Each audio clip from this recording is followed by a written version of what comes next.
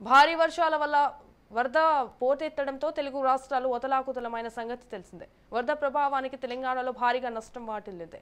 రాష్ట్ర వ్యాప్తంగా మొత్తం 5,438 కోట్ల నష్టం జరిగినట్లు అధికారులు ప్రాథమిక అంచనా వేశారు. శాఖల వారీగా నష్టం వివరాలు వెల్లడించారు. రాష్ట్ర వ్యాప్తంగా 22 జిల్లాల్లోని 131 మండలాల పరిధిలో 999 గ్రామాల్లో 4.15 లక్షల ఎకరాల్లో పంట నష్టం జరిగిందని వ్యవసాయ శాఖ ప్రాథమిక అంచనా వేసింది. మొత్తంగా 415 కోట్ల నష్టం వాటిల్లినట్లు పేర్కొంది.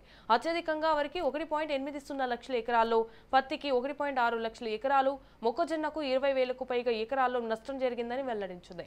వీటితో పాటు మిర్చి, కందులు, సోయా, పెసర, మినుములు, కూరగాయలు, ఇతర పంటలు సైతం దెబ్బతిన్నట్లు తెలిపింది. ఈ మేరకు పంట నష్టానికి సంబంధించిన నివేదికను ప్రభుత్వానికి సమర్పించింది.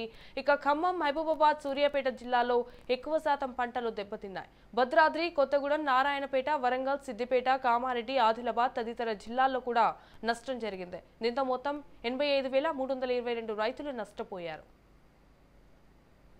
అత్యధికంగా ఖమ్మంలో 46,374 మంది, మహబూబాబాద్ జిల్లాలో 18,089 మంది, సూర్యాపేటలో 9,227 మంది రైతులకు పంట నష్టం జరిగింది. మరోవైపు భారీ వర్షాల వల్ల పంటల్లో నీట నిల్వ ఉంటుందని, దీనివల్ల చీడపీడల బెడత పెరుగుతుందని తెలంగాణ అగ్రికల్చర్ యూనివర్సిటీ రైతులకు హెచ్చరించింది. దీన్ని నివారించేందుకు ముందస్తు చర్యలు చేపట్టాలని సూచించింది.